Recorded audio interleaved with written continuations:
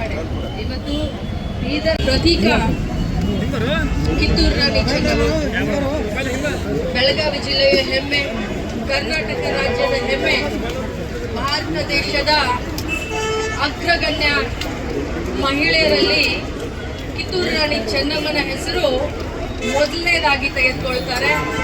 ಆ ಹೆಮ್ಮೆಯ ಜಿಲ್ಲೆಯಲ್ಲಿ ಇವತ್ತು ಮಹಿಳಾ ಮತ್ತು ಮಕ್ಕಳ ಕಲ್ಯಾಣ ಇಲಾಖೆ, ಗೃಹ ಇಲಾಖೆಯ ಸಂಯುಕ್ತ ಆಶ್ರಯದಲ್ಲಿ ಅಕ್ಕ ಪಡೆಗೆ ಇವತ್ತು ವಿದ್ಯುಕ್ತವಾಗಿ ನಾವು ಚಾಲನೆಯನ್ನು ಕೊಟ್ಟಿದ್ದೇವೆ. ವಿಶೇಷವಾಗಿ ಈ ಕಾರ್ಯಕ್ರಮದಲ್ಲಿ ನಮ್ಮ ಬೆಳಗಾವಿ ಜಿಲ್ಲಾ SP ಅವರು ಭಾಗವಹಿಸಿದ್ದಾರೆ. ನಮ್ಮ ಬೆಳಗಾವಿ ಕಮಿಷನರೇಟ್ನ ನಮ್ಮ ಕಮಿಷನರ್ ಸಾಹೇಬರಿದ್ದಾರೆ. ನಮ್ಮ ಇಲಾಖೆಯ ಉಪನಿರ್ದೇಶಕರಾದಂಥ ಚೇತನ್ ಅವರು ಮತ್ತು ಈ ಒಂದು ಅಕ್ಕ ಪಡೆಗೆ ಇಡೀ ರಾಜ್ಯಾದ್ಯಂತ ನಮಗೆ ಅಕ್ಕ ಪಡೆಯ ಕೋಆರ್ಡಿನೇಟರ್ ಆಗಿ ಕೆಲಸ ಮಾಡ್ತಾ ಇರುವಂಥ ಬೀದರ್ ಜಿಲ್ಲಾ SP ಅವರ ವೈಫ್ ಕೂಡ ಶ್ರೀಮತಿಯವರಾದಂಥ ಶೈನಿಯವರು ಕೂಡ ನಮ್ಮ ಜೊತೆ ಇದ್ದಾರೆ. ಇಲಾಖೆಯ ಗೃಹ ಇಲಾಖೆ ಮತ್ತು ಮಹಿಳಾ ಮಕ್ಕಳ ಕಲ್ಯಾಣ ಇಲಾಖೆಯ ಎಲ್ಲ ನಮ್ಮ ಸಿಬ್ಬಂದಿಗಳೇ, ಮಾಧ್ಯಮದ ಎಲ್ಲ ಸಹೋದರ ಸಹೋದರಿಯರೇ ಮತ್ತು ಮಕ್ಕಳು ಕೂಡ ಇಲ್ಲಿ ಬಂದಿದ್ದಾರೆ. ಮೊದಲನೇದಾಗಿ ಬೀದರ್ ಜಿಲ್ಲೆಯಿಂದ ಬಂದಂಥ ಎಲ್ಲ ನನ್ನ ಅಕ್ಕ ಪಡೆಯ ಅಕ್ಕ ತಂಗಿಯರಿಗೆ ನಾನು ಅಭಿನಂದಿಸಲಿಕ್ಕೆ ಬಯಸ್ತೇನೆ.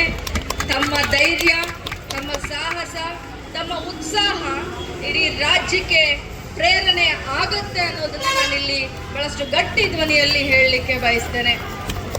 ನಾನು ಮಾಧ್ಯಮದವರ ಮುಖಾಂತರ ನನ್ನ ಬೆಳಗಾವಿ ಜಿಲ್ಲೆಯ ಎಲ್ಲ ಮಹಿಳೆಯರಿಗೆ, ಮಕ್ಕಳಿಗೆ ಒಂದು ಭರವಸೆಯನ್ನು ಕೊಡಲಿಕ್ಕೆ ಬಯಸ್ತೇನೆ. ಇವತ್ತು ಜಿಲ್ಲೆಯಾದ್ಯಂತ ನಮ್ಮ ಮಹಿಳೆಯರು, ಮಕ್ಕಳು ಸುರಕ್ಷಿತವಾಗಿರಬೇಕು ಅನ್ನುವಂಥ ಒಂದೇ ಒಂದು ಕಾರಣದಿಂದ ಮಹಿಳಾ ಮಕ್ಕಳ ಕಲ್ಯಾಣ ಇಲಾಖೆ, ಗೃಹ ಇಲಾಖೆ ಅನೇಕ ಕಾರ್ಯಕ್ರಮಗಳನ್ನು ನಾವು ತೆಗೆದುಕೊಂಡು ಬಂದಿದ್ದೇವೆ. ಅದರಲ್ಲಿ ಮುಂದುವರೆದಂಥ ಭಾಗ ಈ ಅಕ್ಕ ಪಡೆ. ಅಕ್ಕ ಪಡೆ ಅಂದರೆ ಏನು, ಇದು ಯಾವ ರೀತಿ ಕೆಲಸ ಮಾಡುತ್ತೆ ಅಂತ ಹೇಳಿದ್ರೆ, ಪ್ರತಿಯೊಂದು ಸಾರ್ವಜನಿಕ ಸ್ಥಳಗಳಲ್ಲಿ ನಮ್ಮ ಅಕ್ಕ ಪಡೆಯ ಏನು ಟ್ರೈನಿಂಗ್ ಹೊಂದಿದಂಥ ಸಿಬ್ಬಂದಿಗಳಿದ್ದಾರೆ, ಇವರು ಗಸ್ತು ತಿರುಗ್ತಾರೆ. ಸಾರ್ವಜನಿಕ ಸ್ಥಳ ಅಂತಂತಂದ್ರೆ ಜಾತ್ರೆಗಳಿರಬಹುದು, ಮಾಲ್ ಇರಬಹುದು, ಬಸ್ ಸ್ಟ್ಯಾಂಡ್ ಇರಬಹುದು, ರೈಲ್ವೆ ಸ್ಟೇಷನ್ಗಳಿರಬಹುದು, ಮದುವೆ, ಸುಮಾರು ಈಗ ಮದುವೆ ಆಗ್ತಾ ಇರುತ್ತೆ, ಅಲ್ಲಿ ಹೋಗ್ತಾ ಇರಬಹುದು, ಲೇಡೀಸ್ ಹಾಸ್ಟೆಲ್ಗಳಿರಬಹುದು, ಶಾಲಾ ಕಾಲೇಜುಗಳಿಗೆ ಹೋಗುವುದರ ಮುಖಾಂತರ ಮಹಿಳೆಯರಿಗೆ ಒಂದು ಧೈರ್ಯ, ಒಂದು ಆಸರೆ, ಒಂದು ಶಕ್ತಿಯನ್ನು ತುಂಬುವಂಥ ಕೆಲಸ ಅಕ್ಕ ಪಡೆ ಮಾಡುತ್ತೆ.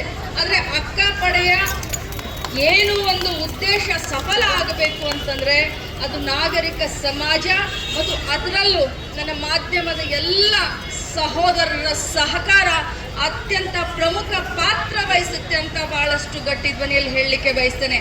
ಅದು ಹೇಗೆ ಅಂತಂತಂದರೆ, ಬೇರು ಮಟ್ಟದಿಂದ ಬಾಲ್ಯ ವಿವಾಹವನ್ನ ತೆಗೆದು ಹಾಕಬೇಕನ್ನೋದೇ ಅಕ್ಕ ಪಡೆಯ ಉದ್ದೇಶ. ಬೇರು ಮಟ್ಟದಿಂದ ಬಾಲ್ಯ ಗರ್ಭಿಣಿಯನ್ನ ತಡೆದು ಹಾಕಬೇಕನ್ನೋದೇ ಅಕ್ಕ ಪಡೆಯ ಉದ್ದೇಶ. ಪೋಕ್ಸೋ ಕೇಸ್ಗಳನ್ನ ಬೇರು ಮಟ್ಟದಲ್ಲಿ ತಡಿಬೇಕು ಅನ್ನೋದೇ ಅಕ್ಕ ಪಡೆಯ ಉದ್ದೇಶ. ಪ್ರತಿಯೊಂದು ಮಹಿಳೆ ಓಡಾಡ್ತಿರ್ಬೇಕಾದ್ರೆ ನಿರ್ಭಯೆಯಿಂದ, ನಿರ್ಭೀತಿಯಿಂದ ಅವಳು ತಲೆ ಎತ್ತಿ ಸುತ್ತಾಕ್ಬೇಕನ್ನೋದೇ ಅಕ್ಕ ಪಡೆಯ ಒಂದು ಭರವಸೆ. ಈ ಅಕ್ಕ ಪಡೆ ಬರೀ ಅಕ್ಕ ಅಷ್ಟೇ ಅಲ್ಲ, ನಿಮಗೆ ಒಂದು ಆಸರೆ, ನಿಮಗೆ ಒಂದು ಶಕ್ತಿ, ನಿಮಗೊಂದು ಸ್ವಾಭಿಮಾನ ಅಂತ ಬೆಳಗಾವಿ ಜಿಲ್ಲೆಯ ಪ್ರತಿಯೊಬ್ಬ ಹೆಣ್ಮಕ್ಕಳಿಗೆ ಹೇಳಲಿಕ್ಕೆ ನಾನು ಬಯಸ್ತೇನೆ.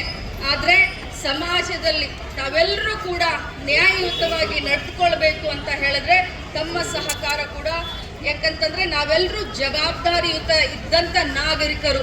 ನಮ್ಮ ಸಂಸ್ಕೃತಿಯನ್ನು ಉಳಿಸ್ಬೇಕು, ಹೆಣ್ಣು ಮಕ್ಕಳನ್ನು ಸುರಕ್ಷತೆಯಾಗಿ ಇಡಬೇಕು ಅನ್ನೋದಕ್ಕೆ ತಮ್ಮ ಸಹಕಾರ ಕೂಡ ಬಹಳಷ್ಟು ಅವಶ್ಯಕತೆ ಇದೆ ಅನ್ನುವಂಥ ಮಾತನ್ನು ಹೇಳ್ತಾ, ಈ ಅಕ್ಕ ಪಡೆಯನ್ನು ಯಾವ ರೀತಿ ಸಂಪರ್ಕ ಮಾಡಬೇಕು ಅಂತ ಹೇಳಿದ್ರೆ, ಸುಮಾರು 3 ರಿಂದ 4 ಹೆಲ್ಪ್ ಲೈನ್ಗಳನ್ನು ಕೊಡ್ತಾ ಇದ್ದೇವೆ. 181 ಹೆಲ್ಪ್ ಲೈನ್ ಇದೆ, ಚೈಲ್ಡ್ ಹೆಲ್ಪ್ ಲೈನ್ ಆದಂಥ 1098 ಅಂದರೆ 1098 ಇದೆ. ಅದರಲ್ಲೂ ನಮ್ಮ ಪೊಲೀಸ್ ಕಮಿಷನರ್ ಅವರು ಹೊಸದಾಗಿ ಈ ಒಂದು ಆ್ಯಪನ್ನು ಕೂಡ ಮಾಡಿದ್ದಾರೆ. ಅದಕ್ಕೂ ಕೂಡ ಅಕ್ಕ ಆ್ಯಪ್ ಅಂತ ನಾವು ಹೆಸರಿಟ್ಟಿದ್ದೇವೆ. ಅನೇಕ ಈ ರೀತಿಯ ಮಾಡರ್ನೈಸ್ ಟೆಕ್ನಾಲಜಿಯನ್ನು ಉಪಯೋಗ ಮಾಡಿಕೊಂಡು ನಾವೆಲ್ಲ ಹೆಲ್ಪ್ ಲೈನ್ಗಳನ್ನು ಡಿಸ್ಪ್ಲೇ ಮಾಡ್ತೀವಿ. ಪ್ರತಿಯೊಂದು ಸರ್ಕಲ್ನಲ್ಲಿ ಸ್ಕ್ರೀನ್ ಮೇಲೆ ಡಿಸ್ಪ್ಲೇ ಮಾಡ್ತೀವಿ.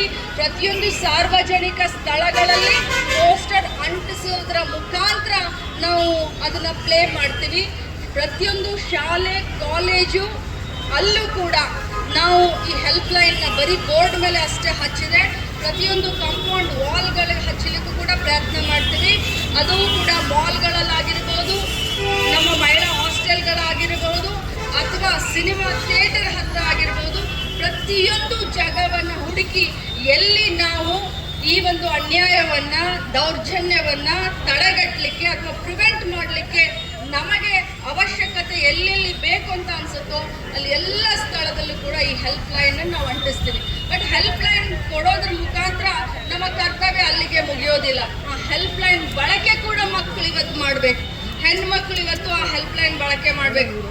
ಒಂದೊಂದು ಮನೆಯಲ್ಲಿ ಹೆಣ್ಮಕ್ಳ ಮೇಲೆ ಲೈಂಗಿಕ ದೌರ್ಜನ್ಯ ಆಗುತ್ತೆ, ಅನೇಕ ರೀತಿಯಾದಂಥ ದೌರ್ಜನ್ಯಗಳಾಗ್ತಾ ಇದ್ದಾವೆ. ಇಲ್ಲಿ ಇಷ್ಟು ನನ್ನ ಸಂಖ್ಯೆಯಲ್ಲಿ ನನ್ನ ಮಹಿಳೆಯರಲ್ಲಿ ಸೇರಿದ್ದೀರಾ. ನಿಮ್ಮ ಸ್ವಂತ ಮನೆಯಲ್ಲಿನೇ ಏನೋ ದೌರ್ಜನ್ಯ ತಮ್ಮ ಮೇಲೆ ಮಾನಸಿಕವಾಗಿರಬಹುದು, ಫಿಸಿಕಲಿ ಆಗಿರ್ಬೋದು, ಲೈಂಗಿಕವಾಗಿರ್ಬೋದು, ಆದರೆ ತಮಗೆ ಅದನ್ನ ಬೇರೆಯವ್ರ ಹತ್ರ ಹೇಳಲಿಕ್ಕೆ ಮುಜುಗರ ಆಗ್ತಾ ಇರುತ್ತೆ. ಅದನ್ನ ಮನೆಯವರ ಗಂಡನ ಹತ್ರ ಹೇಳಲಿಕ್ಕೆ ಮುಜುಗರ ಆಗಿರುತ್ತೆ. ಪೊಲೀಸ್ ಸ್ಟೇಷನ್ಗೆ ಹೋಗ್ಲಿಕ್ಕೆ ಧೈರ್ಯ ಇರೋದಿಲ್ಲ, ಯಾಕಂದ್ರೆ ಮರ್ಯಾದೆ ಪ್ರಶ್ನೆ. ಅಂತ ಒಂದು ಸಂದರ್ಭದಲ್ಲಿ ನಿಮ್ಮ ಸಹಾಯಕ್ಕೆ ನಿಮಗೆ ಆಸರೆಯಾಗಿ ಅಕ್ಕಪಡೆ ನಿಲ್ಲಲಿದೆ. ನಿಮ್ಮ ಹೆಸರನ್ನ ಗೌಪ್ಯವಾಗಿಡ್ತೀವಿ ಮತ್ತು ನಿಮಗೆ ನ್ಯಾಯವನ್ನ ಒದಗಿಸಿಕೊಡ್ಲಿಕ್ಕೆ ಮಹಿಳಾ ಮಕ್ಕಳ ಕಲ್ಯಾಣ ಇಲಾಖೆ ಜೊತೆಯಲ್ಲಿ ಗೃಹ ಇಲಾಖೆ ಕೂಡ ಕೈ ಜೋಡಿಸುತ್ತೆ. ಆದ್ದರಿಂದ 21ನೇ ಶತಮಾನದ ಮಹಿಳೆಯರು ಬಹಳಷ್ಟು ಸ್ವಾಭಿಮಾನದಿಂದ, ಧೈರ್ಯದಿಂದ ಬದುಕನ. ಅಕ್ಕಪಡೆಗೆ ಇನ್ನೊಂದು ಮಂತ್ರ ನಾನು ಹೇಳ್ತೀನಿ, ಅದೇನಪ್ಪ ಅಂತಂದ್ರೆ ಧೈರ್ಯ ಸರ್ವತ್ರ ಸಾಧನ. ಎಲ್ಲ ಮಹಿಳೆಯರು ಧೈರ್ಯದಿಂದ ಜೀವನ ಮಾಡಬೇಕು, ಸ್ವಾವಲಂಬನಿಗಳಾಗಬೇಕು, ಸ್ವಾಭಿಮಾನದಿಂದ ಜೀವನ ಮಾಡಬೇಕು. ನಿಮಗೆ ನಾವು ಆಸರೆಯಾಗಿ ಅಕ್ಕಪಡೆಯನ್ನು ಇಡ್ತೀವಿ. ಮುಂಬರುವಂಥ ದಿನದಲ್ಲಿ ಈ ಒಂದು ಅಕ್ಕಪಡೆಯನ್ನು ಈಗ ಬರೀ ಜಿಲ್ಲಾ ಮಟ್ಟದಲ್ಲಿ ನಾವು ಪ್ರಾಯೋಗಿಕವಾಗಿ ನಾವು ಚಾಲನೆಯನ್ನು ಕೊಟ್ಟಿದ್ದೇವೆ. ಮುಂಬರುವಂಥ ದಿನದಲ್ಲಿ ಇದೇ ಬಜೆಟ್ನಲ್ಲಿ ನಮಗೆ ವಿಶ್ವಾಸ ಇದೆ, ಇಡೀ ರಾಜ್ಯದ ಪ್ರತಿಯೊಂದು ತಾಲೂಕಾ ಮಟ್ಟದಲ್ಲೂ ಕೂಡ ಅಕ್ಕಪಡೆಯನ್ನು ನಾವು ಕಾರ್ಯವನ್ನು ಅತ್ಯಂತ ಶೀಘ್ರದಲ್ಲಿ ಪ್ರಾರಂಭ ಮಾಡ್ತೀವಿ ಅಂತ ಹೇಳ್ತಾ ತಮ್ಮೆಲ್ಲರಿಗೂ ಇನ್ನೊಮ್ಮೆ ನಾನು ಅಭಿನಂದಿಸ್ತೀನಿ. ಜೊತೆಯಲ್ಲಿ ಇನ್ನೊಮ್ಮೆ ತಮಗೆ ನಾನು ಕೇಳ್ಕೊಳ್ಳೋದೇನು ಅಂತಂದರೆ, ಸ್ವಲ್ಪ ಜಾಸ್ತಿ ನಮಗೆ ಪಬ್ಲಿಸಿಟಿಯನ್ನು ಕೊಡಿ. ಅಕ್ಕಪಡೆ ಇದೆ, ಮಹಿಳೆಯರಿಗೋಸ್ಕರ, ಮಕ್ಕಳಿಗೋಸ್ಕರ ಅಕ್ಕಪಡೆ ಇದೆ ಅನ್ನೋದು. ಕಾಲೇಜಿನಲ್ಲಿ ರ್ಯಾಗಿಂಗನ್ನು ತಡಿಬಹುದು, ಬಸ್ ಸ್ಟ್ಯಾಂಡ್ನಲ್ಲಿ ಯಾರೋ ಹಿಂಬಾಲಿಸ್ಕೊಂಡು ಬಂದು ಗಂಡು ಮಕ್ಕಳು ಕಿಟ್ಲೆ ಮಾಡುವಂಥ ಮಹಿಳೆಯರನ್ನ ತಡಿಬಹುದು. ಎಷ್ಟೋ ಜನ ಇವತ್ತು ಮಹಿಳೆಯರು ತಮ್ಮ ಮರ್ಯಾದೆಗೆ ಹೆದರಿ ಎಷ್ಟೋ ಜನ ಇವತ್ತು ಆತ್ಮಹತ್ಯೆ ಮಾಡ್ಕೊಳ್ತಿರ್ತಾರೆ, ಅಂಥದನ್ನ ತಡಿಬೋದು. SSLC ಎಕ್ಸಾಮ್ನಲ್ಲಿ ಸೆಕೆಂಡ್ ಇಯರ್ನಲ್ಲಿ ಫೇಲ್ ಆದೆ ಅಂತ ಹೇಳಿ ಮರ್ಯಾದೆಗೆ ಹೆದರಿ ತಾವು ಆತ್ಮಹತ್ಯೆ ಮಾಡಿಕೊಡುವಂಥ ಮಹಿಳೆಯರು ಕೂಡ ಅಕ್ಕಪಡೆಯನ್ನು ಸಂಪರ್ಕ ಮಾಡಿ ತಮ್ಮ ಮಾನಸಿಕ ಖಿನ್ನತೆ ಏನಾದರೂ ಇದ್ದರೆ ಕೂಡ ಮಹಿಳಾ ಮಕ್ಕಳ ಕಲ್ಯಾಣ ಇಲಾಖೆ ಅವರಿಗೆ ಕೌನ್ಸಿಲಿಂಗ್ ಮಾಡೋದ್ರ ಮುಖಾಂತರ ಅವರು ಮತ್ತೆ ಸದೃಢವಾಗಿ ಮಾನಸಿಕ ಆ ಒಂದು ಇದರಿಂದ ಹೊರಗಡೆ ಬರಲಿಕ್ಕೂ ಕೂಡ ನಮ್ಮ ಅಕ್ಕಪಡೆ ಅವರಿಗೆ ಸಹಾಯ ಮಾಡುತ್ತೆ ಅನ್ನುವಂಥ ಮಾತನ್ನು ಹೇಳಿ, ಇವತ್ತು ಭಾಳಷ್ಟು ಚೆನ್ನಾಗಿ ನಮ್ಮ ಗೃಹ ಇಲಾಖೆ, ನಮ್ಮ ಕಮಿಷನರ್ ಅವರಾಗಿರ್ಬೋದು, SP ಅವರಾಗಿರ್ಬೋದು, ಎಲ್ಲ ಸಿಬ್ಬಂದಿಗಳು ಮತ್ತು ನನ್ನ ಇಲಾಖೆ ಎಲ್ಲ ಸಿಬ್ಬಂದಿಗಳು, DDO ಎಲ್ಲ CDPOಗಳ ಆದಿಯಾಗಿ ಭಾಳ ಚೆನ್ನಾಗಿ ಇಲ್ಲಿ ಈ ಕಾರ್ಯಕ್ರಮವನ್ನು ಆಯೋಜನೆ ಮಾಡಿದ್ರಿ. ಒಂದು ಮಾಧ್ಯಮದ ಎಲ್ಲ ನನ್ನ ಸಹೋದರರು ಕೂಡ ತಾವು ಕೂಡ ಬಹಳಷ್ಟು ಹೊತ್ತಿನಿಂದ ಬಿಸಿಲಿನಲ್ಲಿ ನಿಂತು ಇದನ್ನು ತೋರಿಸಿದ್ದಕ್ಕೆ ಇನ್ನೂ ಜಾಸ್ತಿ ಪ್ರಚಾರ ಮಾಡಿ ಅಂತ ವಿನಂತಿ ಮಾಡಿಕೊಂಡು ಇನ್ನೊಮ್ಮೆ ಅಕ್ಕಪಡೆಗೆ ಶುಭಾಶಯವನ್ನು ಹೇಳ್ತಾ ನನ್ನ ಮಾತನ್ನು ಮುಗಿಸ್ತೀನಿ. ಬೀದರ್ ಜಿಲ್ಲೆಯ ಎಲ್ಲ ನನ್ನ ಅಕ್ಕ ತಂಗಿಯರಿಗೆ ಇನ್ನೊಮ್ಮೆ ಧನ್ಯವಾದ ಹೇಳ್ತೀನಿ. ಹೆಚ್ಚಿನ ವಿಡಿಯೋಗಳಿಗೆ ಪ್ರತಿಧ್ವನಿ ಯೂಟ್ಯೂಬ್ ಚಾನೆಲ್ ಸಬ್ಸ್ಕ್ರೈಬ್ ಮಾಡಿ, ಬೆಲ್ ಐಕಾನ್ ಕ್ಲಿಕ್ ಮಾಡಿ.